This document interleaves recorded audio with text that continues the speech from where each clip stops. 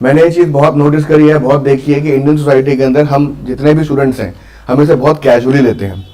और कैजुअली क्यों लेते हैं? क्योंकि कहीं ना कहीं ये परसेप्शन दिमाग में आप लोगों के होता है कि यार हम इंडियन सोसाइटी का अभिन्न अंग है, हम इंडियन सोसाइटी का पार्ट है, तो हमें इसके बारे में अच्छी नॉलेज है। मैं आपकी इस बात को डिनाई नहीं करता, रादर इस पर कोई भी आपसे वो भी नहीं करो, काउंटर इफेक्ट भी नहीं दूंगा। मैं बस एक चीज़ जानता हूँ कि आप सभी को जो है अपने अपने एनवायरमेंट के हिसाब से आपने सोसाइटी को जज किया हुआ है, सोसाइटी को जज किया हुआ है। ठीक है, अब ये होता क्या है कि जब हम बात करते हैं भारतीय समाज की, तो इंडियन समाज, इंडियन सोसाइटी अपने आप में बहुत बड़ा टॉपिक हो जाता है। और जब आप यूपीएससी की तैयारी करते हो और अगर आपकी सोसाइटी स्ट्रांग नहीं है, तो मुझे लगता है सोसाइटी की समझ स्ट्रांग नहीं, सोसाइटी का कोई मॉड्यूल नहीं है, मतलब सोसाइटी का कोई डिफाइंड सिलेबस नहीं है। ठीक है, अगर आपको सोसाइटी का सोसाइटल इश्यूज आपके स्ट्रांग नहीं है या फिर सोसाइटी के अंदर ऑब्जर्वेशन स्ट्रांग नहीं है, तो इन दैट केस आपको ये सब्जेक्ट आपको बहुत दिक्कत देने वाला है और इसकी वजह से आपके बाकी जीएस के मार्क्स भी कंसिस्टेंटली कम होने वाले हैं। क्योंकि आप देखो, कोई भी चीज़ आप पढ़ो, आप साइंस एंड टेक्नोलॉजी पढ़ते हो, आप अगर वो पढ़ते हो क्या बोलते हैं, आप अगर एनवायरमेंट पढ़ते हो, आप अगर पॉलिटिकल साइंस पढ़ रहे हो, आप अगर इकोनॉमिक्स पढ़ रहे हो, इन सभी का जो है एक बड़ा इंप्लीमेंटेशन, एक बड़ा हिस्सा जो है आपको कहाँ देखने को मिलेगा? आपको मिलेगा इंडियन सोसाइटी में। एक इम्पैक्ट जरूर ऐसा होता है जो सोसाइटी के अंदर होता ही होता है। ठीक है, तो आइए आज शुरुआत करते हैं इंडियन सोसाइटी की।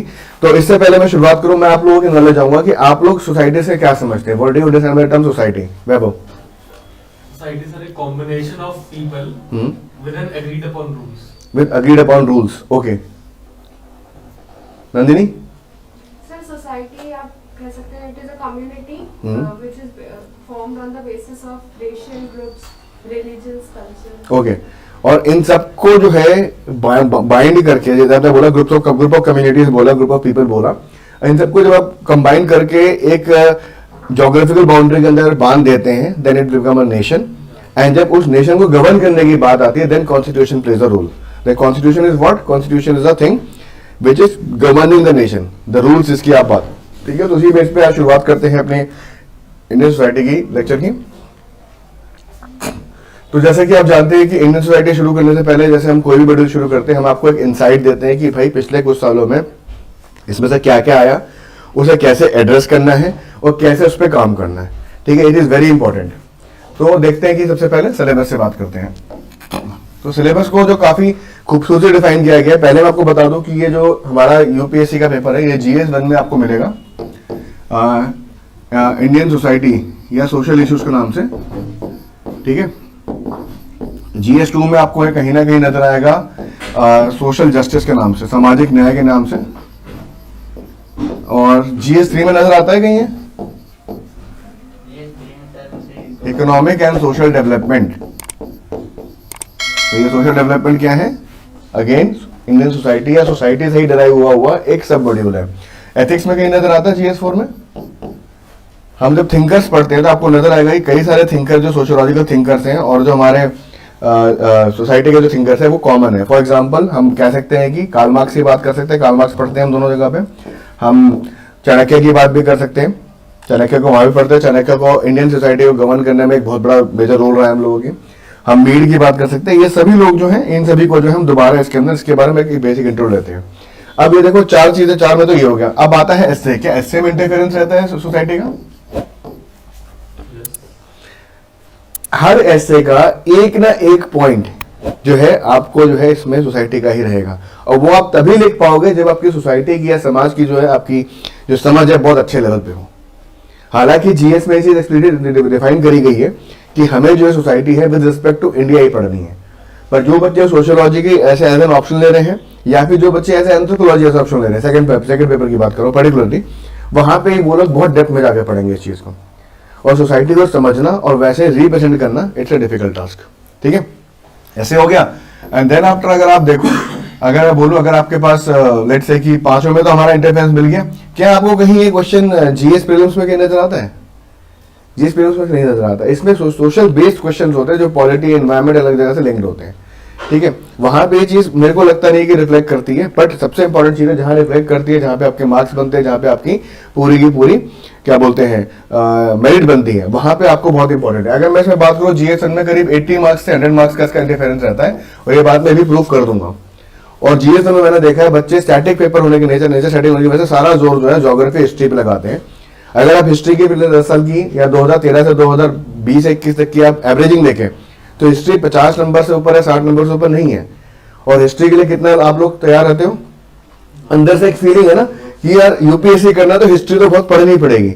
मैं ये मना नहीं कर रहा कि पढ़नी नहीं पड़ेगी, पढ़नी डेफिनेटली पड़ेगी, बट पढ़नी कितनी है, कहां से है, that is more important. Because history का अपने आप में इतना वास्ट सिलेबस है, इतना, मेरे को लगता है कि अगर ऑप्शनल की बात करूं, सबसे बड़ा जो सिलेबस इस टाइम पे हमारे पास ऑप्शनल में है वो हिस्ट्री और ज्योग्राफी का ही है। हिस्ट्री ज्योग्राफी का, अब हिस्ट्री ज्योग्राफी क्या है, ये एक डिफॉल्ट मोड है हमारे पेरेंट्स के अंदर, हमारे फोरफादर्स के अंदर कि अच्छा यूपीएससी करेगा बेटा बेटी, हिस्ट्री तेरी बड़ी तगड़ी होनी चाहिए, तू छूटते अशोका पे सवाल पूछ देंगे, तेरे को अशोका नहीं पता और तू यूपीएससी करने चला। ऐसा होता है आप लोगों के साथ? कल सिविल वॉर पूछ लिया, कल सिविल वॉर पूछ लिया। अब देखो सिविल वॉर तो ऐसे भी अलग ही केस है, वो हिस्ट्री का टॉपिक है, फिर भी इनके फादर ने पूछ ली वो चीज। तो पॉइंट इज इसकी, ये हमारा एक माइंडसेट भी है, हमारे फैमिलीज का माइंडसेट है कि अगर आप यूपीएससी कर रहे हो तो आपकी हिस्ट्री जो होनी चाहिए that is very up to the mark, बड़ी स्ट्रांग होनी चाहिए। बट अगर आप डेटा वाइज देखो तो मुझे लगता है कि प्रीलिम्स के अंदर 15% का जो शेयर रहता है, 15% का शेयर रहता है, वो रहता है हिस्ट्री का। और उस 15% को फर्दर डिस्ट्रीब्यूट करोगे तो आपको मॉडर्न इंडिया जो है और आर्ट एंड कल्चर डोमिनेट करते नजर आएगी rather than ancient and medieval India. Ancient medieval India के अंदर अगर आप पॉलिटिकल हिस्ट्री को माइनस कर देते हो, पॉलिटिकल हिस्ट्री को माइनस कर देते हो, then you will come up with a thing which we call it as art and culture. अब पॉलिटिकल हिस्ट्री क्या हुई? अशोका ने कलिंगा का युद्ध लड़ा, ठीक है, हल्दी घाटी का युद्ध हुआ, ठीक है, पृथ्वीराज चौहान वर्सेस महाराणा प्रताप का जो सॉरी कौन थे यार वो 11 नहीं, अरे 1192 में मोहम्मद गौरी वर्सेस मोहम्मद गौरी। इस युद्ध को हम बहुत डीप में पढ़ेंगे। जो जब आप हिस्ट्री ऑप्शनल पढ़ रहे हो तो आपको कोई चीज नहीं छोड़नी। आशीष तुम्हारे पास हिस्ट्री ऑप्शनल है, तुम्हें कोई चीज नहीं छोड़नी, तुम्हारे पास एक बहुत जबरदस्त ज्ञान होना चाहिए। मतलब कल को तुम सड़क वड़क पर चलो, लोग तुमसे आके हिस्ट्री पूछे कि भाई क्या हुआ, तो न्यूज वालों ने बुलाया कि बताओ हिस्ट्री में क्या हुआ था, वैसा ज्ञान होना चाहिए। बट ऐसा ज्ञान वैभव केस में जिसके पास एंथ्रोपोलॉजी है, मुझे लगता नहीं जरूरी है। समझ रहे हो what where I am trying to indicate? जिसकी जितनी जरूरत है उतनी ही पियो। आप सभी लोग खाना खाते हो, ऑब्वियसली बात है, सर्वाइव करने का खाना पड़ता है। अगर खाने में नमक ज्यादा या कम हो जाए क्या होगा? मम्मी के डर से खाना खा तो लोगे, बट वो वाली बात नहीं रहेगी, सेटिस्फैक्शन नहीं मिलेगा। अग्री कर रहे हो? सेम थिंग है। इसको इसी तरह समझो कि यूपीएससी में क्या चीज कितनी चाहिए। ये चीज आप सभी लोग इस लेवल पे इमेच्योर होते हो। आप सभी को जो है आपके दोस्तों से नेटवर्क होता है, टेलीग्राम व्हाट्सएप ग्रुप पड़े हुए, यूट्यूब पड़े हुए, दुनिया भर का ज्ञान फ्री में बट रहा है। और हर कोई जो है इस रेस में लगा हुआ कि भैया पहले इतिहास खत्म करेंगे फिर पॉलिटिकल साइंस। मेरे हिसाब से पहले सोसाइटी खत्म करनी चाहिए, क्योंकि society is the base of everything. तो यहाँ पे एक चीज समझ में आई कि ऐसे कितना इनका अंदर जो है सारा मामला चल रहा है। अपार्ट फ्रॉम दिस थिंग, अगर मैं बोलूं इंटरव्यू के पार्ट में, इंटरव्यू भी कहीं ना कहीं से अगर आपका सोशियोलॉजी एंथ्रोपोलॉजी अगर सिलेबस में अगर आपके वो है ऑप्शनल है, या अगर नहीं भी है, कई सारे मुद्दे इस बार अब तो खैर पहले जो हमारा जमाना था, हमारे में होता था कि कंपटीशन सक्सेस रिव्यू आती, सीएसआर आती थी, प्रतियोगिता दर्पण आती थी, उसके अंदर टॉपर्स के जो है इंटरव्यू पब्लिश होते थे टॉपर्स के इंटरव्यू पब्लिश होते थे। टॉपर्स के इंटरव्यू पब्लिश होने का मतलब क्या है कि टॉपर्स ने जो इंटरव्यू बोर्ड के साथ जो बात करी वो पूरा का पूरा क्वेश्चन पब्लिश होता था। अब भी होता है, बट अब रीजन क्या है कि हम लोग चेंज हो गए, हम लोगों को वो चीज यूट्यूब पे चाहिए। तो यूट्यूब पे आपको मॉक दिखाया जाता है, इवन मॉक भी काफी अच्छे दिखाया जाता है। मैं किसी का अगेंस्ट नहीं हूँ। आप अगर उसमें ध्यान दोगे तो कहीं ना कुछ सवाल ऐसे होते हैं जो समाज से सीधा पूछे जाते हैं, तो वहां पे भी आपको हेल्प करेगा। तो इंडियन सोसाइटी रटने ज्यादा समझने की जरूरत है। आपकी जो अभी तक की समझ है, आपकी समझ अभी तक लिमिटेड होगी। आप जिस गांव, जिस कस्बे, जिस शहर से आते हैं, जिस स्कूल से आते हैं, जिस फैमिली से आते हैं, आपकी सोसाइटी अभी वहीं तक कंसाइज्ड है। आपकी सोसाइटी, अगर आपकी सोसाइटी के अंदर, आपकी फैमिली के अंदर कोई अगर बात चली आ रही है कि एक्स कम्युनिटी गलत है, वाई कम्युनिटी सही है, तो वो तुम्हारे दिमाग में इनहेरिटेड होगी। ठीक है, जेंडर डिस्क्रिमिनेशन अगर आप बचपन से देखते हुए आ रहे हो, जेंडर डिस्क्रिमिनेशन बचपन से अगर आप देखते हुए आ रहे हो, तो वो चीज आपके अंदर इनहेरिटेड है। It is new normal. ये बड़ा कॉमन सा टर्म है, एक हैशटैग चला दिया जाता है और सबको इसको फॉलो कर, new normal. But actually it is not normal, क्योंकि एज अ चाइल्ड आपको क्या पता है कि भैया क्या चीज सही है क्या गलत है। हम जो भी चीज एक्वायर करते हैं अपनी जवानी तक, इस एज तक, वो मैक्सिमम जो होता है हमारी फैमिली फ्रेंड्स और हमारे स्कूल से आता है। और ये चीज हम एथिक्स में पढ़ेंगे भी, role of environment on a development of a child. ये चीज हम पढ़ेंगे भी एथिक्स के अंदर, और ये चीज समझना। बट अब क्या है, अब जब हम क्लास पढ़ाएंगे, क्लास में हम आपको नई नई चीजें बताएंगे, तो हो सकता है कि आपकी एग्जिस्टिंग नॉलेज हमारी नॉलेज से टकराए, और जो टकराए उसे टकराने देना। ठीक है, उस पर हम अच्छे से एक डिबेट लेंगे, और डिबेट के बाद आपके वो पॉइंट्स को हम नलीफाई करेंगे। मैं I am sure about this कि मैं बड़े आराम से उसको नलीफाई कर दूंगा, बड़े आराम से कर दूंगा। नेक्स्ट पॉइंट, जब हम डिबेट करेंगे तो डिबेट में ये मत सोचिएगा कि जीतना है हारना है, डिबेट का मतलब ये होता है कि सीखना है। ठीक है, ये डिबेट आप लोगों की डिबेट नहीं है जो दोस्तों के बीच में हो जाती है कि मेरे बाबू ने खाना नहीं खाया तो डिबेट हो रही है, वो डिबेट नहीं है। ये डिबेट टोटली डिफरेंट है। इस डिबेट में कोई जीतेगा कोई हारेगा नहीं, जो भी डिबेट का पार्टिसिपेट करेगा उसका नॉलेज गेन करेगा। ये डिबेट बेसलेस नहीं होनी चाहिए कि नहीं मुझे पता है तो ऐसा होता नहीं। आप मुझे ऑथेंटिसिटी दिखाइए, मैं आपकी बात को मानूंगा। और जीडी हमारा सेशन का हिस्सा भी है तो वो भी हम फिर से कंटिन्यू करेंगे। तो क्लियर है, आप लोग देख सकते हो यहाँ पे 80 नंबर का आता है, इसमें भी आप 30 से 40 नंबर का इसमें देख सकते हैं, इसमें भी आप 30 से 40 नंबर का आप एवरेज देख सकते हैं। जीएस फॉर्म में मैं डायरेक्टली नहीं बोलूंगा बट इनडायरेक्टली काफी इंपैक्ट करता है। और अगर ऐसे आपको 2 लिखने हैं, 2 ऐसे लिखने हैं, तो मेरा यह मानना है कि एक ऐसे तो जनरली होता ही होता है। तो अगर आप ओवरऑल देखें तो करीब 250 नंबर का जो पेपर है आपका जीएस में से, मतलब कितने का जीएस कितने का आता है 1250 इंक्लूडिंग ऐसे, उसमें से 1/5 आपकी सोसाइटी की समझ पे टिका हुआ है। और ये डेटा कहीं पब्लिश नहीं, कोई नहीं पब्लिश करता। तो इसी लाइन पे शुरू करते हैं। पहले हम इंडियन सोसाइटी का सिलेबस देखते हैं। तो सिलेबस का मतलब है कि यूपीएससी जब सवाल पूछेगा इन्हीं मुद्दों के आसपास पूछेगा। और यूपीएससी बड़ा ही स्मार्ट है, नो डाउट स्मार्ट है, तभी इतने स्मार्ट ऑफिसर्स को भर्ती भी करता है। तो उनका जो सिलेबस होता है वो एक होता है ना कि एक सेंटेंस है पूरा हमने फुल स्टॉप दे दिया, एक सेंटेंस वहां पे जाकर रुक गया। इनका जो रहता है ना वो ऐसा रहता है कि नॉन टर्मिनेटिंग सेंटेंस रहता है, वो भी मैं प्रूव करता हूं। तो पहला क्या बोल रहा है, silent features of Indian society, diversity of India. Now what are the silent features of society? हमने फीचर्स सुना, हम फोन के जमाने में फोन खरीदते तो पहले जाके फीचर्स देखते हैं, गाड़ी खरीदते तो फीचर्स देखते हैं। अब कोई बोले कि यार इस फोन के अंदर ये साइलेंट फीचर है। साइलेंट फीचर का मतलब है वो फीचर्स जो इंडियन सोसाइटी में एग्जिस्ट करते हैं और जो एक्सप्लिसिटली बोले नहीं जाते। ठीक है, इसके ऊपर आपके पास एक चैप्टर आपके नोट्स के अंदर। देन डाइवर्सिटी ऑफ इंडिया, हम लोग क्लास 6 से बात सुनते आ रहे हैं, हम लोग मतलब मेरी जनरेशन, आपकी जनरेशन में वो चीज नहीं थी। हमारी ज्योग्राफी की बुक में लिखा होता था भारत एक विभिन्नताओं में एकता का देश है। अब विभिन्नताओं में एकता की बात करें तो विभिन्नता किस किस में? ज्योग्राफिकली हम लोग के पास फिजिकल फीचर सारे के सारे, वर्ल्ड का कोई भी ऐसा फिजिकल फीचर है चाहे हमारे पास ना हो, हमारे कंट्री में लगभग सारे फिजिकल फीचर्स एग्जिस्ट करते हैं। अगर मैं बोलूं रिलीजियस पॉइंट पे तो हमारा कंट्री सेक्युलर कंट्री है, मतलब धर्मनिरपेक्ष राज्य है। तो सारे धर्म यहाँ पे जो है अपने आप को बढ़ावा भी दे सकते हैं, अपने आप को प्रैक्टिस भी कर सकते हैं। हमारा संविधान भी है, हमारा कॉन्स्टिट्यूशन भी यही बात बोलता है। इसके बाद बोलूं मैं, अगर हम रेशियल डाइवर्सिफिकेशन की बात बोले तो हमारे रेशेस की बहुत जबरदस्त डाइवर्स, हालांकि रेस को जो है यूएन नलिफाई करता है, बट अगर फिजिकल फीचर्स के बेस पे अगर डिवाइड करें तब भी वो चीज हमारे यहाँ पे दिखती है। उसके बाद लिंग्विस्टिक मैनर में चेंजेस हैं। आप उत्तर प्रदेश में चलिए, आप चलिए वेस्टर्न उत्तर प्रदेश से ईस्टर्न उत्तर प्रदेश की तरफ, आपको हर 10-15 किलोमीटर में लैंग्वेज में हम कहेंगे कि वो हिंदी है, हम कहेंगे कि वो हिंदी का खड़ी बोली है, वो हिंदी की जो है अलग एक्सेंट है, एक्सेंट चेंज होते चली जाती है। रादर हम 24 करोड़ पॉपुलेशन हमारी खाली उत्तर प्रदेश में है, लगभग इतने में मुझे लगता है ऑस्ट्रेलिया न्यूजीलैंड सब जो है कवर हो जाता है। 24 करोड़ जनता एक स्टेट के अंदर रह रही है, जिसको एक सीएम या फिर एक प्रशासनिक सिस्टम जो है मैनेज कर रहा है, और उसमें इतनी डाइवर्सिटी है। अगर आप ईस्ट उत्तर प्रदेश में जाएंगे तो आपको भोजपुरी, मैथिली जैसी चीजें सुनने को मिलेंगी। कानपुर में जाएंगे उनका बोलने का लहजा अलग होता है। लखनऊ कहा जाता है नवाबों का शहर है, बहुत तहजीब से बात करी जाती है। आप थोड़ा सहारनपुर की तरफ मुड़िए, है ना, तो प्यार से बंदा बोलेगा तब भी ऐसा लग रहा है कि भाई पिटाई करने वाला है, खड़ी बोली में चला जाता है। इवन हरियाणा की लैंग्वेज क्या है? हरियाणा की लैंग्वेज कभी सुनिए कि हरियाणा की एक्स लैंग्वेज है। पंजाब की समझते हैं, पंजाबी है, गुरुमुखी है, हम बोलते थे, उर्दू है। हमने हरियाणा की भी लैंग्वेज सुनी है, हरियाणा बोलते हैं कि हम हिंदी बोलते हैं, बट हिंदी के भी सर्टेन एक्सेंट्स बोले जाते हैं, और वो इतनी शानदार बोली होती है ना कि देख के मन हो जाता है बिल्कुल कि हाँ बस बहुत प्यार से बोलते हैं वो लोग। तो हमारे यहाँ कुछ लोग हैं जो हरियाणा के आसपास के इलाकों से आते हैं, आप भी हरियाणा के आसपास के इलाकों से आते हैं, अभी तो वेस्टर्न उत्तर प्रदेश से ही हो। इनके अभी जो बोली हुई ये तो बहुत अच्छी बोलते हैं। जब इनका फोन आया मेरे पास तो मैंने बोला कि वेस्टर्न उत्तर प्रदेश से हो, मैं बोलता तो नहीं लग रहे। एनीवेज बहुत अच्छी, तो मतलब ये सब क्या है, ये सब हमारी डाइवर्सिटी है। तो ये सब चीजें हमें समझनी पड़ेगी और ये सब चीजें हमें ऑब्जर्व करके चलनी पड़ेगी। अब आज के बाद आप बाहर निकलो ना, कोशिश करना कि सामने वाला किस लैंग्वेज में बोल रहा है उसको आप अडॉप्ट करो, उसके थ्रू आप उसे कैच करो कि आप यहाँ से हो। लाइक बेस्ट एग्जाम्पल होता है मम्मियाँ। आप मम्मी के किस दिन चले जाओ सब्जी खरीदने के लिए, मैं बताऊँ शहरों में क्या होता है, तो मम्मी आप बोलेंगे अच्छा तुम्हारी लैंग्वेज में तो ये बात आ रही है, यहाँ से हो, बोलते हाँ यहाँ से, फिर वो अलग ही चिट-चैट चल रही होती है। तो वो क्या है, वो एक तरीका है जेन्युइनली ट्रेस करने का, मतलब सोशल तरीका कह सकते हैं उसको, हम बायोलॉजिकल तरीका नहीं कह सकते बट सोशल तरीका कह सकते हैं।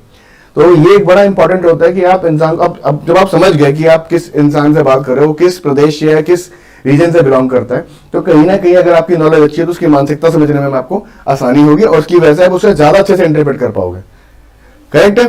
तो ये चीज हमारे दिमाग में होनी चाहिए, क्योंकि हमें क्या करना है, जब हम मेंस एग्जामिनेशन लिखेंगे तो हमें आंसर्स लिखने हैं, और आंसर्स तभी लिख पाओगे जब क्वेश्चन समझ पाओगे, और जब क्वेश्चन समझ नहीं पाओगे तो आंसर कहां से लिखोगे। ये सब चीजें देख रहे हो एक दूसरे से कनेक्टेड है। तो यूपीएससी में कनेक्टिविटी इज वेरी इंपॉर्टेंट, और जो सेंटर ऑफ कनेक्टिविटी जो होगा ना, जिसको बोलेंगे जो कंडक्ट करता है एक सब्जेक्ट उस सब्जेक्ट में, that is society only. Correct है? ये पहला पॉइंट क्लियर है, seven features and diversity of India. Next is role of women and women organisation. हाँ भाई, role of women in Indian society. अच्छा, वुमेन का क्या रोल होता है सोसाइटी के अंदर? Generally they are 50% of the population, मतलब half of the society comprise of women only. It's a big number. अगर हम बात करें आजादी से पहले के भारत की और आजादी के बाद के भारत की, रादर हम बात करते हैं लेट्स से कि हम ओल्ड एजेस से बात करते हैं, तो अगर हम आर्यन काल में देखें तो वहां पे भी वुमेन के राइट्स थे जो कि ऑलमोस्ट इक्वल थे, अगर इक्वल नहीं थे तो ऑलमोस्ट इक्वल थे। उसके बाद क्या हुआ? Decline decline decline decline decline. अब देखते हैं कि हिस्ट्री और सोसाइटी कनेक्टिविटी कैसे आती है। अगर कोई सवाल आता है लेट्स से या कोई ऐसे आता है वुमेन एम्पावरमेंट का, तो वहां पे आप कैसे कोट करोगे, किस सेंस से कोट करोगे कि भैया वुमेन की पावर जो है डिस्क्रिमिनेशन यहां से शुरू हुआ था? Answer lies in the later Vedic age. ये जवालगा एंड गार्गी का एपिसोड, आप लोगों को इसके बारे में नॉलेज ना हो, हम जब हिस्ट्री पढ़ाएंगे तो बताएंगे। तो वहां से देखा गया कि वहां से वुमेन के जो राइट्स हैं वो स्टेप डाउन होने शुरू हुए, वो कम होने शुरू हुए। जो उस टाइम की जो असेंबलीज थी, जो पॉलिटिकल विधायक था, तो इसके 3-4 तरह की असेंबलीज हुआ करती थी, उसमें पहले उनका पार्टिसिपेशन था, वो धीरे धीरे करके कम हुआ। उसके बाद then subject to dowry. Dowry प्रथा कब से देख रहे हैं हम? नॉट लेटर वैदिक एग्जैक्टली, हम अगर बोले इसके इंस्टेंसेस तो मिलता है गुप्ता एज में मिलता है। अब नाउ डॉरी जो था वो पहले वॉलेंटियर था, बाद में वो एक तरीके का एस्क्राइब स्टेटस बन गया, उसके बाद उसको कानून तौर से हटाया गया। बट क्या अभी डॉरी प्रैक्टिस नहीं करी जाती? In the form of gift. Now gift में भी क्या, अब देखो डॉरी दो चीजें, अगर लड़की का पिता रिच है तो उसके लिए वो सोसाइटल स्टेटस है, और लड़की का पिता अगर रिच नहीं है तो वो उसके लिए एक लायबिलिटी है। समझ रहे हो? आप शादियों में जाओ, आप दिल्ली की शादियों में जाओ, आसपास रहते हो, स्पेशली स्वाति हमारी उस जगह से आती है जहाँ पे पूरे दिल्ली के मैक्सिमम फार्म हाउसेस एक साथ हैं, अग्री? वहां पे फार्म हाउसेस में जाओ, शादी हो रही है, बाहर एक लंबी सी गाड़ी खड़ी है एंड उस पर लिखा है to my dearest daughter and so and so. अब वो चीज क्या है? That is a gift. अब क्या दिक्कत क्या है ना कि जो हमारा हाई क्लास है, हाई क्लास ऑफ सोसाइटी और लोअर क्लास सोसाइटी जो है, जो भी फैशन या जो भी ट्रेंड चलता है ना वो हाई क्लास से लो क्लास चलता है, लो क्लास तो हाई क्लास चलता है। कभी आपने देखा है कि किसी गरीब को देखकर अंबानी साहब ने चप्पल पहन के घूमना शुरू कर दिया हो? पर हाँ, गरीब का मतलब लोअर क्लास वाला बंदा हमेशा अनिल अंबानी को जूते देख के वैसे जूता खरीदने की कोशिश करेगा, and that is a fact. Class वाला हाई क्लास बनना चाहता है, और जब बनना चाहेगा तो अपने जो एक्सपेंडिचर सेविंग्स पे करना चाहिए, हेल्थ पे करना चाहिए, न्यूट्रिशन पे करना, एजुकेशन पे करना चाहिए, उसका एक बड़ा हिस्सा वो नॉन प्रोडक्टिविटी में इन्वेस्ट कर देगा। इन्वेस्ट नहीं करेगा, एक्सपेंड करेगा, स्पेंड करेगा। इन्वेस्ट का तो मतलब है कल को उसके रिटर्न्स आएंगे, इसमें रिटर्न्स नहीं आएंगे। तो गेटिंग अ पॉइंट क्या हो रहा है यहाँ पे? तो ये चीज आप समझिए, जब भी कोई फैशन होता है, अब लेट्स से कि फैशन की बात करते हैं। अब recently I was watching this movie Sholay, then Amitabh Bachchan was wearing that bell bottom in 1975। उसके पहले थोड़ा और चलो, फिर भी बेल बॉटम चल रही है। अब मैंने कुछ दिनों पहले देखा कुछ बच्चे फिर से बेल बॉटम मैंने घूम रहे हैं। अब फैशन कहाँ क्या है? अब बेल बॉटम है, नहीं है, फिर बेल बॉटम है, फिर नहीं है। कपड़ों को बनाने का तरीके तो सर्टेनली हो सकते हैं ना, एक दो तरीके से हो सकते हैं। तो माय क्वेश्चन है कि आप देखो कि ये फ्लो कहां से आ रहा है। सचिन तेंदुलकर इसलिए बना क्योंकि उन्होंने किसी को फॉलो नहीं किया, पर आज जो क्रिकेटर्स बन रहे हैं वो तेंदुलकर को फॉलो करके क्रिकेटर बन रहे हैं। Trend is changing. ये तो नहीं तो पहली चीज होती है कि आप एक्स बनोगे, वाई बनोगे, रेड बनोगे, it is basically decided by parents only. आज से 10 साल पहले तक या 15 साल पहले तक ये एक पॉलिसी थी कि इंडिया में जो भी बच्चा बॉर्न होता है उसको जो है कहीं ना कहीं पेरेंट्स बताएंगे कि तुम्हें क्या बनना है, तुम्हें क्या करना है। मेरा बेटा इंजीनियर बनेगा। अब इतने सारे बन गए कि बोलते नहीं इंजीनियर नहीं बनेगा, कुछ और बनाओ उसको। ठीक है, कितने इंजीनियर से क्लास के अंदर? देखो 3 है हमारे यहाँ पे बच्चे माइनॉरिटी में इंजीनियरिंग में। ठीक है, ठीक है। तो ये आप समझ रहे हो कि ये फ्लो कहां से है? लोअर क्लास को देख के हायर क्लास कभी काम, लोअर क्लास को देख के अगर कोई हायर क्लास काम करेगा that it will be called as NGO. वो सोशल वर्क में चलाएगा, सीएसआर एक्टिविटी में चलाएगा किसी कंपनी के। CSR क्या होता है? कॉर्पोरेट सोशल रिस्पॉन्सिबिलिटी है, 2013 में एक्ट आया था, जिसमें एक कंपनी का एक पर्टिकुलर जो हिस्सा है, एक प्रॉफिट में कंपनी है, उसका पर्टिकुलर हिस्सा जो है आपको सामाजिक कामों पे खर्च करना पड़ेगा। दैट इज आपका अभी कट समझो, बाद में बात करेंगे। तो विमेन ऑर्गेनाइजेशन का मतलब क्या है? विमेन ऑर्गेनाइजेशन अब कई सारी होते हैं विमेन ऑर्गेनाइजेशन, जैसे कि NCW है, नेशनल कमीशन वुमेन है, जो वुमेन के राइट की बात करती है। हमारे यहाँ पे आशा, आंगनवाड़ी, एक पूरा सिस्टम है। तो ये सब क्या है? ऑर्गेनाइजेशन क्या है? ये बेसिक ऑर्गेनाइजेशन है कि देखो सिंपल सी बात है, 90s से पहले हम देखते थे कि विमेन का participation in the economy of the family was very less. In the economy of the not, मैं इंडियन इकोनॉमी की बात नहीं कर रहा, in the economy of family system समझते हैं कि विमेन का रोल क्या है। और रादर 1980s 90s से पहले हम लोग ये भी देखते थे कि the kind of love marriages, intercaste marriages, interreligious was very rare. अगर वो होता भी था तो अगेन हायर क्लास में होता था। और जैसे रामायण में बोला गया कि समर्थवान को दोष नहीं कोई। अब हुआ क्या कि अब सिंपल सी बात है, अब घर में 4-5 भाई बहन है, ठीक है, अब सबकी शादी वाली एज हो रखी है, बस चारों पांचों सोच रहे कोई इनिशिएट कर दे। हंगामा देखिए अक्षय खन्ना करीना कपूर वाली, उसमें क्या होता है, वो बस पूछे पड़ रहा है कोई एक बंदा बोले शादी के लिए, ताकि बस वो लाइन खुले, मेरे पे ओनस ना आए। वही चीज हुई यहाँ सोसाइटी के अंदर भी। प्रेजेंटली आप सभी के घरों में जो शादी के कार्ड आते होंगे उसके अंदर आपको इंटरकास्ट मैरिजेस का बड़ा कॉमन चीज दिखता होगा। 10 साल पहले ट्रेंड नहीं था, 10 साल बाद क्या होगा?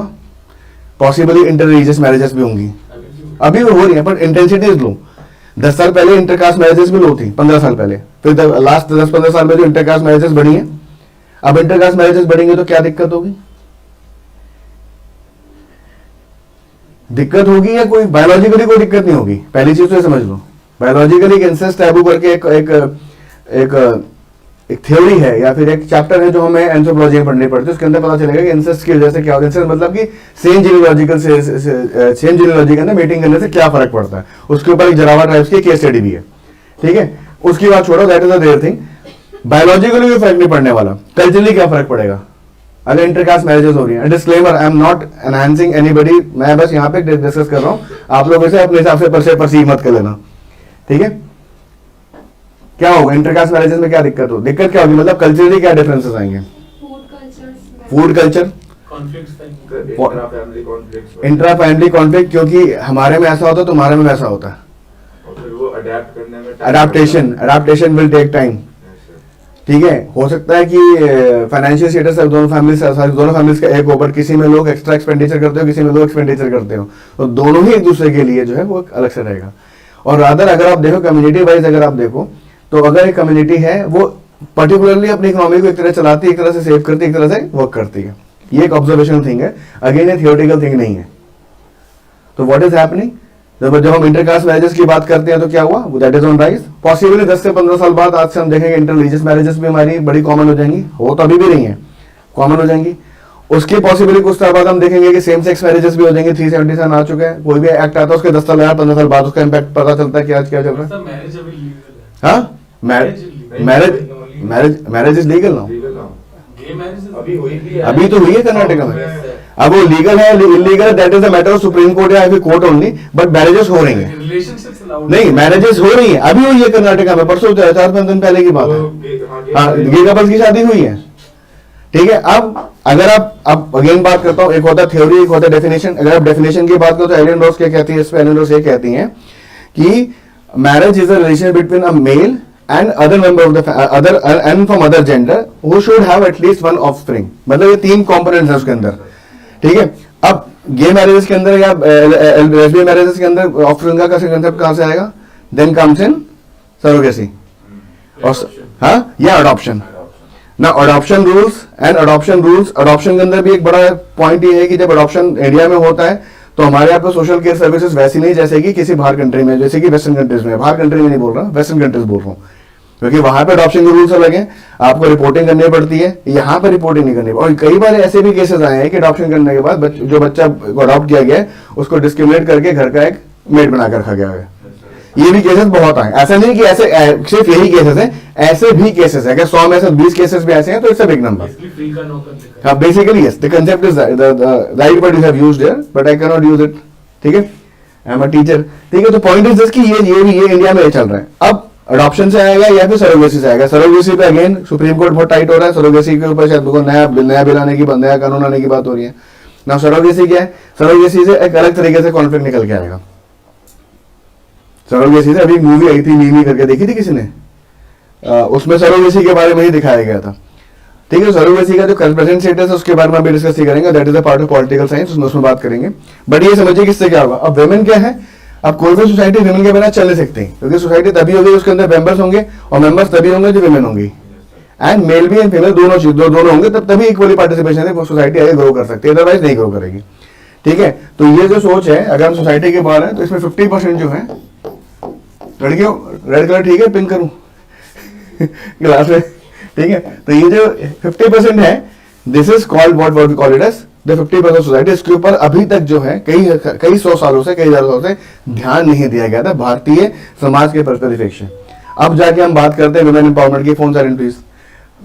अब हम बात करते हैं वुमेन एम्पावरमेंट की बात करें तो एम्पावरमेंट के लिए हम क्या कर रहे हैं, हम बसेस में, मेट्रोस में सीट एलोकेट कर रहे हैं, हम प्रायोरिटाइज कर रहे हैं, राज्यसभा लोकसभा में सीट्स एलोकेट कर रहे हैं, हम क्या बोलते हैं, एनडीए, रिसेंटली हम लोगों ने देखा कि एनडीए में सुप्रीम कोर्ट का फैसला आया, उसके बाद वुमेन का पार्टिसिपेशन हो गया। ठीक है, जगह जगह रिजर्वेशन हो रहे हैं, और हाँ स्कीम्स आती हैं। ठीक है, वुमेन को बढ़ाने के लिए जो है गवर्नमेंट के फाइनेंशियल स्कीम्स निकालती हैं, आंगनबाड़ी जैसे चीजें चलाई जाती है, जो भी आप कर सकते हो। अच्छा, कोई वुमेन एंटरप्रेन्योर का एग्जांपल है आप लोगों के पास? Nykaa, yes, Nykaa is a very good product. 1200 crore की, 2400 करोड़ की कंपनी बन चुकी है इस टाइम पे, हो 2012 में स्टार्ट हुई थी। और कोई एंटरप्रेन्योर का? चंदा कोचर, हाँ, चंदा कोचर नहीं कह सकते, हम कह सकते हैं वो, Karishma Mehta, like Yes. Official events of Bombay. Yes, Indra Nooyi कह सकते हैं। इंदिरा नूई का करियर बहुत छोटे स्टार्ट हुआ, उसके बाद शिव विमेन एम्पावरमेंट की बात कर रहा हूँ मैं, एम्पावरमेंट की बात कर रहा हूँ। और कोई विमेन एम्पावरमेंट की? रिसेंटली एक पद्म भूषण मिला है एक माता जी को, जो नंगे पाँव आई थी, एक बड़ा वो वीडियो हुआ था viral, that is wed as empowerment only, environment के लिए काम किया उन्होंने। एक नाम मुझे मेरे दिमाग में आ रहा है, आप लोग लिज्जत का पापड़ खाते हैं? तो उसकी स्टोरी देखना एक बार आप। It was started by a capital of 60-70 rupees in 1960s, और 80s आते आते उसने अपने इलाके की, मतलब जिस भी इलाके में था, गुजरात का ही था वो, और जितनी विमेन उस एरिया में सबको एम्प्लॉय कर दिया था। अब विमेन के पास पैसा, इनसे क्या होगा? इंडिपेंडेंस, डिसीजन मेकिंग पावर, ठीक है, and even confidence, that is the most important thing. Agency, हाँ यार, जब पैसा तब आएगा, तब अब जब लोगों को लगने लगा कि वुमेन का रोल बढ़ने लगा, तो पीपल स्टार्टेड एजुकेटिंग वुमेन। अब एजुकेशन में देखो, आप एमबीबीएस में जाओ, इंजीनियरिंग में, तो हर जगह आपको 50 का एक अच्छा रेशियो मिलता है वुमेन का, ऑलमोस्ट बराबर मिलता है। जब एजुकेशन आएगी तो क्या होगा, राइट्स पता चलेंगे, ड्यूटीज पता चलेंगी, और जब राइट्स पता चलेंगे तो नेचुरल सी बात है कि women will be more confident. अगर राइट्स पता है वुमेन को तो डोमेस्टिक वायलेंस जैसी चीजें अपने आप कम होंगी। अगर राइट्स पता है वुमेन को तो डिवोर्स जैसे मामले, जहाँ पे कहते हैं कि मेल डोमिनेशन होता है, वो चीज रिड्यूस होती है। तो इसीलिए जो है यहाँ पे चीज बोलेगी रोल ऑफ वुमेन, और रोल ऑफ वुमेन का सिंपल से मतलब है, यूपीएससी चाहता है कि समाज के 50% उस हिस्से की बात भी करो जिस हिस्से को अभी तक कहीं ना कहीं समाज ने किसी न किसी वजह से नकारा है। क्लियर है? कोई डाउट है इसमें? Now next is population and associated ratio. ये क्या चक्कर है? ये हमारे सिलेबस में क्यों पॉपुलेशन क्यों होना चाहिए? Why population is mentioned in the syllabus? society is made up of population. Yes. Because population is a boon also and a bane also. Yes. तो in India it is a boon or bane? Both. Both कैसे? Sir demographic dividend मिल रहे हैं। मिल रहा है, पर क्या हमारे वो डेमोग्राफिक डिविडेंड को हम हार्नेस कर पा रहे हैं? क्या हम लोग उतने स्किल्ड हैं? सर ज्यादा पॉपुलेशन की वजह से जो पॉलिसीज है उनकी इम्प्लीमेंटेशन में बहुत प्रॉब्लम रहती है। मैनेजमेंट मिसमैनेजमेंट रहता है। वो हर किसी रिसोर्सेज, एक अनार 100 बीमार। Yes sir. सिंपल सी बात है, छोटा सा डायलॉग उसके अंदर बहुत अच्छा सा प्रोवर्ब है हमारे पास, एक अनार 100 बीमार। But at the same time अगर यही पॉपुलेशन किसी किसी एक पर्पस के लिए काम करें, बड़ा अच्छा हो जाएगा, देश कितना सशक्त हो जाएगा। चलो अब इसको भी काउंटर करते हैं। आपके घरों में, सबके घरों में 4-5 लोगों की फैमिली है, सबकी 4 या 5 लोगों की। सपोज करो आप लोगों के यहाँ एक गाड़ी खरीदनी है, एक कार आप लोगों की फैमिली को खरीदनी है, तो क्या होगा? पापा बोलेंगे सीएनजी वाली गाड़ी तो सस्ती पड़ती है, ठीक है। बेटा बोलेगा नहीं पापा फॉर्च्यूनर। हाँ, मम्मी बोलेंगे गाड़ी तो है, कोई सी भी ले आओ, कर रहे मेरे हिसाब से ले आना। यही हो गया ना। और अगर कोई डॉटर है उस घर में, तो मजा लो गाड़ी व्हाइट कलर की आ जाए, वो या तो रेड आएगी या तो ब्लू आएगी। मतलब एक फैमिली के अंदर आप देख रहे हो कितनी डिस्ट्रैक्शंस हैं एक छोटे डिसीजन को लेकर। हमने भी बोला, अभी मेहर ने बात बोली कि हम पॉपुलेशन को एक जगह पे, हम एक लेवल पे काम कराएं। जब एक फैमिली में इतने दिमागी तौर पे हमारे पास डिसीजन मेकिंग में डिफरेंसेस हैं, एक फैमिली जो पिछले 20-25 साल से साथ रह रही है, ब्लड रिलेशन से जुड़े हुए, सैंग्विन रिलेशन सबके, तो हम पूरे पूरे देश को कैसे एक तरीके से चला सकते हैं? Now here comes the role of governance and political system. आप सर्टेन काम अपने हिसाब से कर सकते हो, बट आप सर्टेन काम अपने हिसाब से नहीं कर सकते हो। जैसे कि अगर मैं बोलूं कि 18 साल से 21 साल हमने भी वुमेन की एज करी, ये भी वुमेन एम्पावरमेंट है, ठीक है, इसमें भी लोग डिबेट कर रहे हैं, कमाल की बात है, ठीक है। ये हमारा क्या कॉन्स्टिट्यूशन है कि भैया आप 21 साल से पहले बच्चे की शादी नहीं करेंगे, ठीक है। बहुत सारे रीजन होते हैं कि क्यों ना करें, ठीक है, एजुकेशन है, फिजिकल हेल्थ है, मेंटल हेल्थ है, बहुत सब चीजें होती है, इसके अंदर कभी स्पेशल डिस्कशन करेंगे। अगर मैं बोलूं कि गवर्नेंस का रूल यहाँ पर आता है पॉलिटिकल सिस्टम, आप पॉलिटिकल सिस्टम बोलता है कि भैया ये आपके फलाने राइट्स हैं, ये आपको करना है, ये ड्यूटीज आप फॉलो करो नहीं करो, वो आपके ऊपर इम्प्लीमेंटेड नहीं है, बट सर्टेन चीजें आप कर सकते हो। तो बची हुई चीजें हैं ना, those things are being governed by miniature format of society. Like for example जैसे पर्सनल इश्यूज है, पर्सनल जो हमारे डिसीजन है, marriage is still a big thing, marriage is still a very big thing in our society. तो हमारी society अभी भी इतनी ग्रो नहीं कर पाई है कि हम अपने बच्चों को ये अधिकार दें या उन पर भरोसा करें कि आप अपने लाइफ पार्टनर खुद से ढूंढ सकते हो, क्योंकि पेरेंट्स की सबसे पहले इनसिक्योरिटी है। नेचुरल से बात है भाई, जिस माँ बाप ने पैदा किया, बड़ा किया, वो इन्वेस्टेड सो मच। अगर आप इकोनॉमिकली बोले या सोशली बोले, तो सोशल वेल्थ यही है, इमोशनल वेल्थ भी यही है। But at the same time इसका अगर हम उल्टा करें कि अगर लेट्स से कि बच्चे ने खुद से शादी करी और वो फेल हो गई, ऐसा नहीं हो कि पेरेंट्स की करी हुई शादी फेल नहीं हो रही है, वो भी रही है, बट उसमें ज्यादा प्रिकॉशंस होते हैं, सोसाइटी के इम्प्लीकेशंस होते हैं। नहीं लड़का हमारा उधर जानने वाला, लड़की वाला उधर जानने वाली है, ऐसा नहीं हुआ कुछ। एक होता है ना, एक इनविजिबल इंश्योरेंस पॉलिसी रहती है, हमारे right word, invisible insurance policy रहती है कि कुछ गलत नहीं होगा क्योंकि इतने पुराने रिलेशन हैं। बट एक फियर ऑफ अननोन हम पढ़ते हैं, अगेन एंथ्रोपोलॉजी में पढ़ते हैं, फियर ऑफ अननोन, समझ में आई? तो दिस इज द कंसेप्ट। तो मैंने एक बात बताई कि एक पूरी पॉपुलेशन को, जनता को एक लेवल पे ले जाना, तो इसलिए क्या कि हम पूरे वर्ल्ड के सारे कंट्री क्या करते हैं, डाइवर्सिफाई करते हैं। अगर सारे ही एक लेट से कि पूरे देश में सारे इंजीनियर बन गए, तो भाई किसानी कौन करेगा, खेती कौन करेगा, मेडिकल कौन करेगा? या अगर सारे के सारे किसान बन गए, देन ग्रोथ कहां से आएगी? मुझे ऐसा लगता है मतलब यहाँ पे ना डेमोक्रेसी का भी बहुत रोल आता है। अब जैसे चाइना हमारे सामने बेस्ट एग्जांपल है, इंडिया से बड़ी पॉपुलेशन है उसकी, लेकिन उसका मतलब पैटर्न ऑफ गवर्नेंस अलग है, तो वो वहाँ पे लीड कर जाता है। यहाँ पे डेमोक्रेसी की वजह से हर कोई अपनी आवाज उठाता रहता है, कोई मतलब देखो, अगर आप सोशलिस्ट कंट्री हो, जैसे कि चाइना बोलता है, पीपल रिपब्लिक ऑफ चाइना, वो बोलते हैं कि हम सो कॉल्ड सोशलिस्ट कंट्री। अगर सोशलिस्ट कंट्री है तो वहां पे अभी रिसेंटली एक बहुत बड़ी कंपनी क्यों फेल हुई? कंपनी अगर अरबों डॉलर अपने पास रख रही है तो सोशलिस्ट कंपनी कैसी हुई? तो भैया देखो, socialist is a very good word to listen मेरे हिसाब से, but when it come to implementation, no country has successfully implemented that stuff. आप बेसिक एग्जांपल देख लो, वेस्ट जर्मनी, ईस्ट जर्मनी जब बाइफरकेट हुआ था, तो वेस्ट जर्मनी गया था रशिया के पास, रशिया के पास hardcore socialist country under Lenin, ठीक है, एंड ईस्ट जर्मनी गया था तुम्हारा, वेस्ट जर्मनी गया था तुम्हारा यूरोप के पास, कैपिटलिस्ट। जो दीवार के इधर जो पिक्चर थी और दीवार के इधर जो पिक्चर थी, दोनों में जमीन आसमान का फर्क है। प्रेजेंट डे में आप नॉर्थ कोरिया, साउथ कोरिया को इसमें ले सकते हो। आप साउथ कोरिया को आप देखो, आप लोगों को पता भी नहीं होगा आप लोग कितनी चीजें साउथ कोरिया की यूज करते हो। सैमसंग के फोन किसके पास है? सैमसंग का कोई प्रोडक्ट है?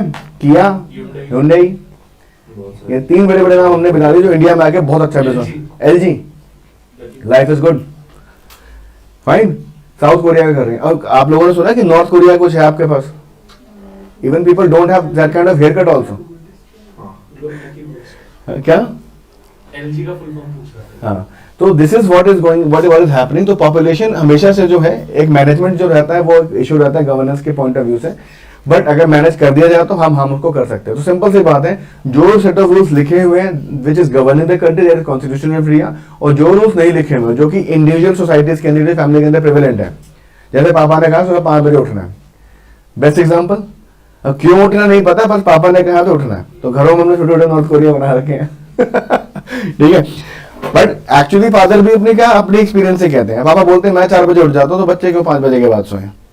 बट इसमें ये भी हो सकता है कि फादर की इसमें इंटेंशन हो कि बच्चे उस टाइम पढ़ ले, उनकी हैबिट डेवलप हो जाए, क्योंकि मैक्सिमम जितने भी सक्सेसफुल लोग हैं इस टाइम पे, वो एक चीज जरूर बोलते हैं कि भाई सुबह जल्दी उठो।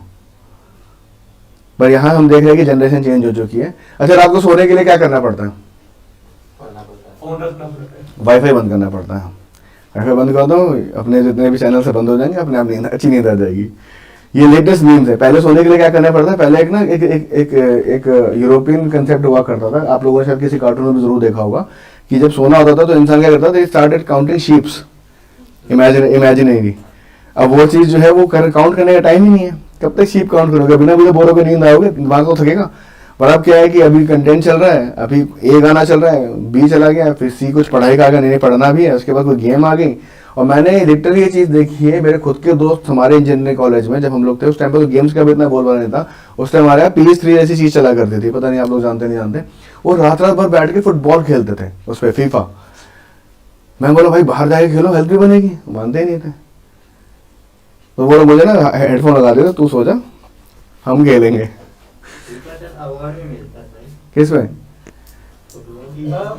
ऑर्गेनाइजेशन है ये पूरी, वो आईवा अवार्ड्स हैं। अच्छा, आईफा अवार्ड तो भैया हमारी इंडस्ट्री के बड़े अवार्ड थे, ठीक है। तो ये आप समझ गए। पॉवर्टी से अब इश्यूज क्या होंगे? ज्यादा पॉपुलेशन मतलब रिसोर्सेज पे स्ट्रेस, ज्यादा पॉपुलेशन गवर्नेंस पे स्ट्रेस, ज्यादा पॉपुलेशन हर एक चीज पे स्ट्रेस, मतलब हर एक चीज में मतलब मारा मारी। इवन गवर्नमेंट जॉब आप देख रहे हो, यूपीएससी में 10 लाख बच्चे असल फॉर्म भर रहे हैं। तो what is this? This is एक तरह का स्ट्रेस ही है। पर ज्यादा बंदे का फायदा क्या? फायदा ये भी है कि भैया हम डेमोग्राफिक डिविडेंड को हार्नेस किसकी, हमारी मार्केट बहुत बड़ी है। हमारी मार्केट बहुत बड़ी है, जो इकोनॉमिकली बड़ी कमाल की चीज है। इकोनॉमिकली बड़ी कमाल की चीज है।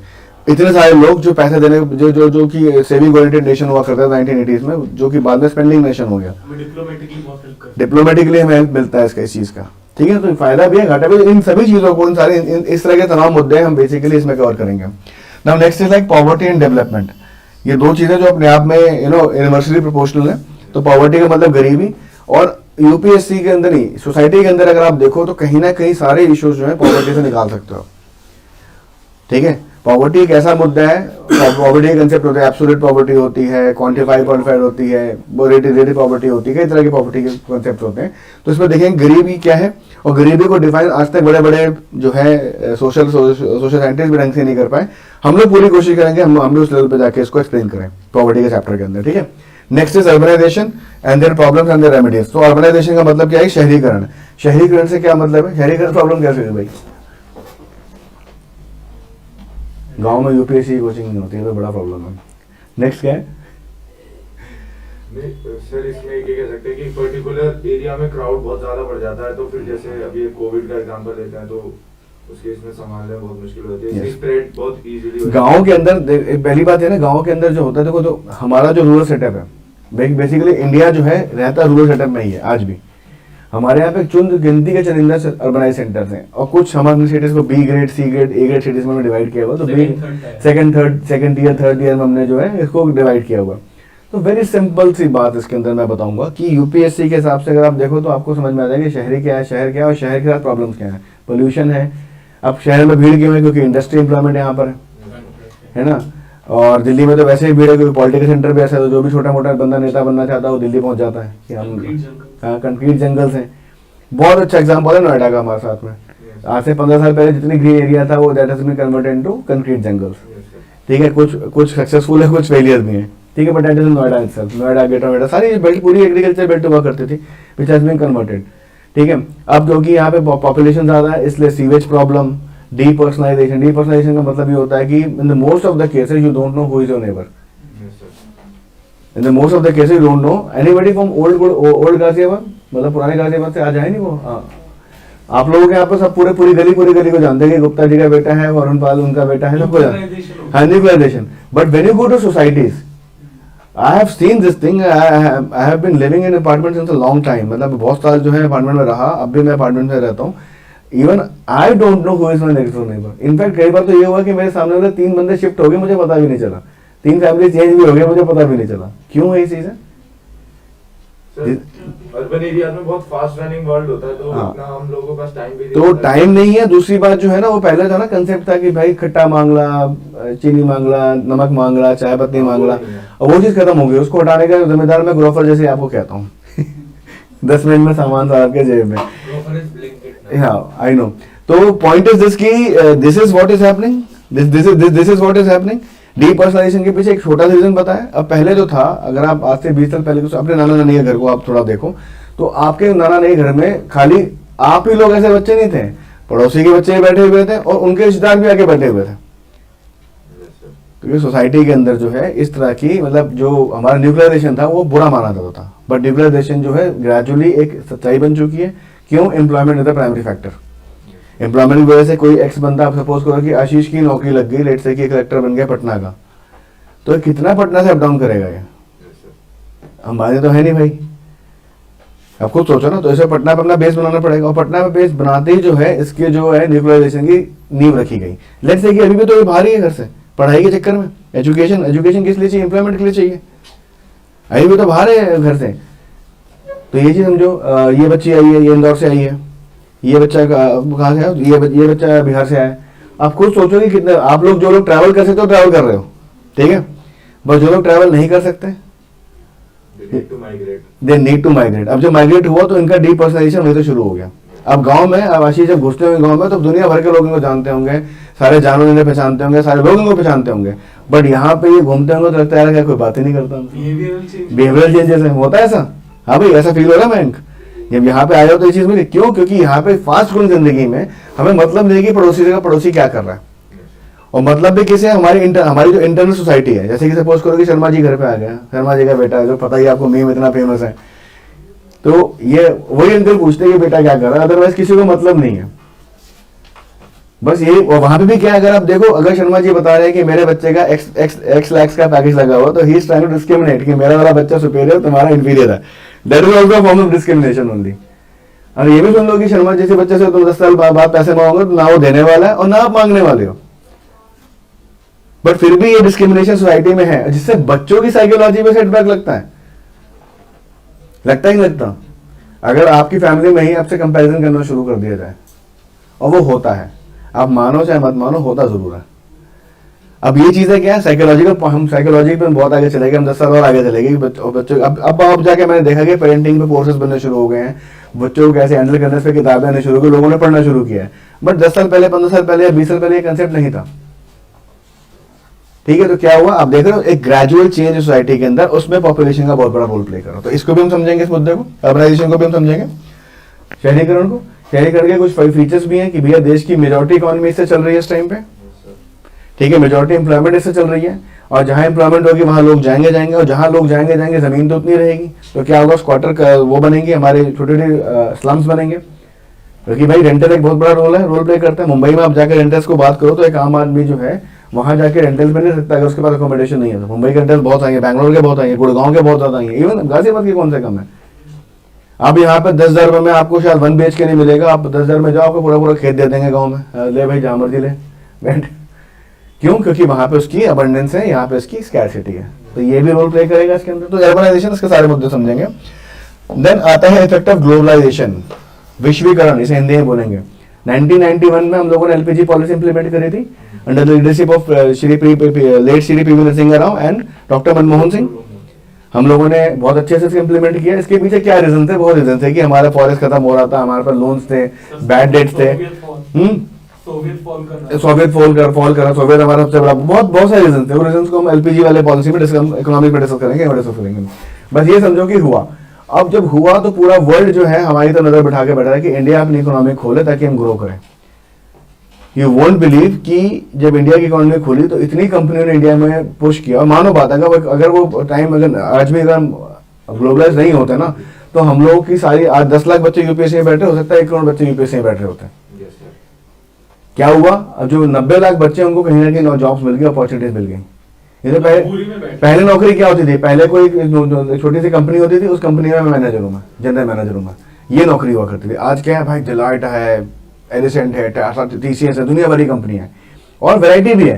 पहले डॉक्टर भी क्या होता, डॉक्टर का सिंगल क्लिनिक होता था, अब डॉक्टर में भी स्पेशलिटी है। पहले दांत का दर्द भी जो फिजिशियन कर देते थे, ये दर्द, ये तेल लगा लो, ये दवाई खा लो। जब तक जो कहते हैं, जब तक वो क्या बोलते हैं, जब तक इंसान के उखड़वाने की नौबत नहीं। और उखड़वाने के भी 2 तरीके थे, एक तो आप डेंटिस्ट के पास जाओ, दूसरा आप चांदनी चौक चले जाओ। And anybody been to Chandni Chowk in नेक्ली डेंटल मार्केट? वहां पे भाई लोग अनस्टेलाइज उससे दांत निकाल देते हैं लोगों का, और लोग निकलवा भी रहे हैं, लगवा भी रहे हैं। डेंटिस्ट बोलते हैं I am going to commit suicide.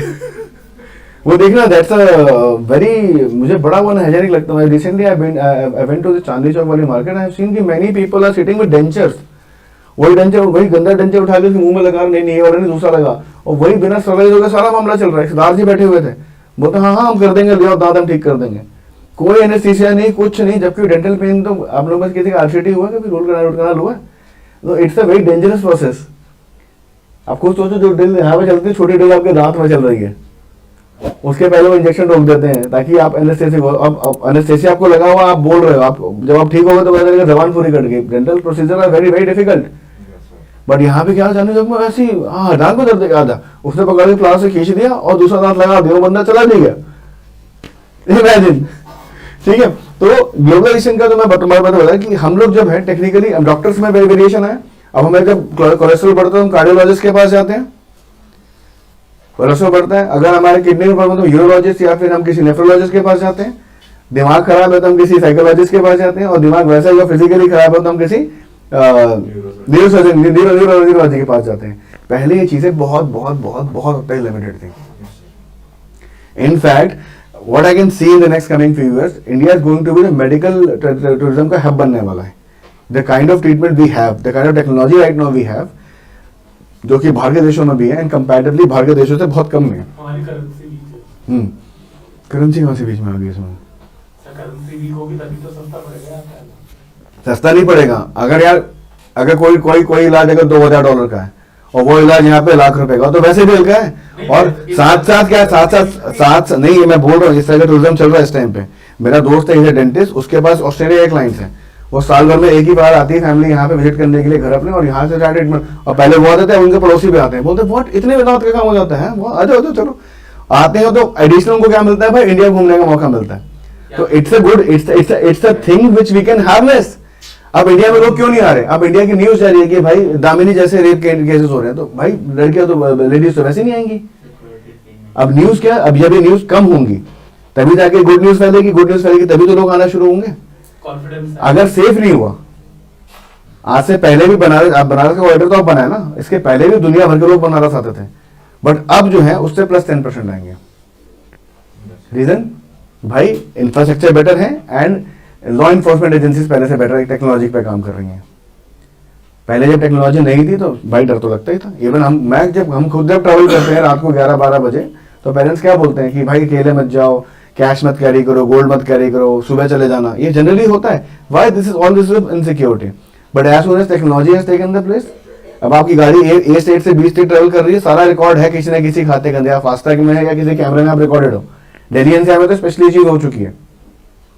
आपको एक तो या तो आपकी स्पीड मॉनिटरिंग हो रही है, या फिर आपकी गाड़ी की पूरी 24 घंटे की रिकॉर्डिंग चल रही है, कौन सी गाड़ी कहां से कहां जा रही है। HSRP जो प्लेट्स हैं उनका काम ही HSRP प्लेट का एक काम ये भी है, मतलब एक काम ये भी है। मेजर जो हाँ। है सिक्योरिटी पर्पस से। अब चलो इसमें एक पॉलिटिकल ग्लिच मार दें, कोई आपको रिकॉर्ड कर रहा है बिना कोई कंसेंट के, तो ये आपका आर्टिकल 21 हिंडर नहीं हो रहा। पब्लिक स्पेस में तो अलाउड है। पब्लिक स्पेस में अलाउड है, सब्जेक्ट टू रिस्ट्रिक्शंस। ठीक है, तो ये चीज समझने की जरूरत है कि किस चीज है। तो ग्लोबलाइजेशन हुआ। आज हम लोग जो है, पहले पेन के नाम पे भी सिर्फ इग्नोल्स का पेन आता था और एक रोटोमैक आता था, मुझे याद है। ठीक है, वो अगर छोटे निब वाला इंक पेन भी होता था उसको हम चाइनीज पेन कहा करते थे, but actually it was not Chinese pen, it was just made मतलब। और अगर हम बात करें कॉपीज की, कॉपीज भी गिनती की 2-3 तरह की आती है। बिट्टू की कॉपी आती थी, यस, बिट्टू ब्रांड की आती थी। अगर हम बात करें ये जो आप लोगों ने कार्डबोर्ड, ये आप लोगों ने कार्डबोर्ड पकड़े हुए, ये भी वो जो होता है ना, जो प्रॉपर गत्ते का होता है वैसे बनता था। अब now you can see everything, customization है ऑलमोस्ट इन एवरीथिंग। अब आप लोगों से बोलूं, इसने इतनी स्मार्ट वॉच पहनी हुई है, आजकल बच्चे स्मार्ट वॉच पहन के घूमते हैं। हमारे टाइम पे वॉच में मिलती तब जब 10th के बोर्ड आते थे, और मिलती कौन सी थी? HMT की गोल्डन कलर की जो होती, शादी में मिलती दूल्हों को, वो मिलती थी, और हम उसमें भी खुश थे। हाँ, टाइटन सोनाटा ने अच्छा वो दिया था HMT को, उसने लो कॉस्ट चीज निकाली। Fastrack has same thing. हम लोग खुश होते थे कि भाई गोल्डन घड़ी मिल गई है। अब बच्चा पेपर कम कर रहा है, घड़ी में ज्यादा फोकस कर रहा है, घड़ी ना खो जाए, इस चक्कर में 10 नंबर और कम हो गए। तो ये चीजें थी। अब हम टॉयज की बात करें, टॉयज हमारे लिए बड़े लिमिटेड थे, चाबी वाले टॉयज होते थे। अब देखो, अब किसी बच्चे को चाबी वाला टॉय देखो, बहुत चीजें बढ़िया सर, कनेक्टिविटी बढ़िया है, सारी चीजें। तो ये क्या है, ग्लोबलाइजेशन का फर्क है। मैं आपकी बेसिक लाइफ में डिफरेंस बता रहा हूँ। एयर कंडीशनिंग और सुपर लग्जरियस लोगों तक ही लिमिटेड थी air conditioning, even in cars, even in domestic, even in the work places also. पहले के ऑफिस अगर आप देखो, अगर आपने पुरानी मूवी देखी है, कोई गोलमाल जैसी मूवी देखी पुरानी वाली, तो आपको नजर आएगा कि ऑफिस के अंदर बस आधे आधे केबिन बने होते थे, ऊपर से पूरा खुला होता था और बड़े बड़े पंखे चलते रहते थे ताकि वो ठंडा कर सके। धूप को रिस्ट्रिक्ट किया जाता है कि धूप अंदर ना आए। चलो धूप नहीं आएगी, ह्यूमिडिटी कैसे रोकते होंगे, जस्ट इमेजिन। और जब कंसेप्ट आया इसका, कॉल सेंटर का कंसेप्ट आया, तो उन्होंने बोला कि भाई अगर इंसान डिह्यूमिडिफाई रहेगा तो वो ज्यादा एक्टिव रहेगा, ज्यादा अच्छा काम करेगा। तो उसने कैलकुलेट कितना एसी का खर्चा, इतना एसी का खर्चा, कितनी प्रोडक्टिविटी, इतनी ज्यादा बड़ी, आज ही लगाओ एसी। तब हमारे यहाँ सेंट्रलाइज एयर कंडीशनिंग का सिस्टम आना शुरू हुआ। और सेंट्रलाइज एसी से हम लोग तो एक्टिव हो गए, बट हम लोग की बॉडी डिग्रेड हो गई। क्यों? जो नेचुरली हमारी बॉडी पानी सोखती थी वो सही है। एसी क्या करेगा, सारा पानी निकाल के तुम्हारी बॉडी का पानी भी निकाल के बाहर फेंक देगा। अब प्रोज भी हैं, कॉन्स भी हैं। कॉन्स क्योंकि इनविजिबल है, या फिर पेरीफेरी पे है, या फिर हमें प्रत्यक्ष नहीं है, प्रत्यक्ष रूप से, इसलिए हमें नजर नहीं आ रहा है। ठीक है। सिमिलरली जो पानी हम गर्म करके सूती कपड़े में छान के पी लेते थे, आज हम आरओ के बाद भी हमें शक होता है कि इसमें है कि नहीं, जबकि आरओ का पानी is more dangerous than regular water. But ये लगता है हम कहीं ना कहीं इन्फ्लेशन से भी बचे हैं। इन्फ्लेशन से बचा है, वो कैसे? मतलब अगर बाहर की मार्केट यहाँ नहीं आती तो आज शायद जो चीज मतलब 10 रुपए की है वो शायद 100 रुपए की। स्मगलिंग वैसी की वैसी रहती। आप लोगों ने देखा 70-80 में लोग खाली स्मगलिंग करते थे, घड़ी आ रही, रेडियो ट्रांजिस्टर आ रहा, टीवी, इनकी इसमें स्मगलिंग कर रहे हैं। डॉन उसी के थ्रू तो हाँ डॉन था, उसी के थ्रू तो बना। डॉन जो था इसको 11 देशों की पुलिस ढूंढ रही थी। माफिया वगैरह ये नहीं, और जब इनका ये वाला बिजनेस बंद हुआ, then they shifted to arms ammunition, extortion, kidnapping, peddling. 90s में तो मारुति वैन देखकर डर लगता था कि ये मुझे उठाने आई है। फिर समझ में आता है कि मुझे उठा के क्या कर लेंगे, मेरे पापा के पास तो पैसे ही नहीं है। पापा बोले ऐसे किडनैप कर लिया, हाँ रख लो, 4-5 दिन खिला पिला के भेजना। जितना किडनैपिंग में खर्चा है उससे ज्यादा बच्चा खा गया। वो भी नुकसान है उनके लिए। तो आप देखो क्राइम के हिसाब से चेंज हुआ है। स्मगलिंग किसकी? घड़ियों की स्मगलिंग। घड़ियों की स्मगलिंग क्या? आज 200 रुपये धक्के खाते घड़िया, पर पहले जो घड़िया थी वो अपने आप में बहुत बड़ी रोल प्ले करती थी। क्यों? क्योंकि घड़ियों जब इंपोर्ट होता था, क्योंकि हम लोग इंपोर्ट रिस्ट्रिक्टेड कंट्री थे, इंपोर्ट रिस्ट्रिक्ट था हमारे यहाँ पे, तो घड़ी अगर 100 रुपए की आई तो 200 रुपए का उस पर टैक्स दे दिया, तो 300 रुपए घड़ी हो गई। और जिस बंदे ने 200 रुपए टैक्स दिया, सोचो कि वो 300 रुपए 1977 में 700 रुपए सैलरी होती थी क्लास 1 ऑफिसर की, उसमें 300 रुपए की घड़ी खरीद ले हो। मतलब वही बात होगी, तुम्हारी लाख रुपए सैलरी आ रही, तुमने 50,000 की घड़ी खरीद ली और जाकर अपने पापा को बता दो ये चीज, फिर देखो। इसलिए इंपोर्ट होता था। तो क्या करते थे कि वो घड़ी 300 की ना देगी, आपसे इंपोर्ट कराई घड़ी 150 में दे दी और 50 रुपए मार्जिन बना लिया अपने। 50 रुपए मतलब मैं अगर आज के रेट में कैलकुलेट करूँ, 50 रुपए बहुत बड़ा अमाउंट था उस टाइम के हिसाब से, आज के हिसाब से।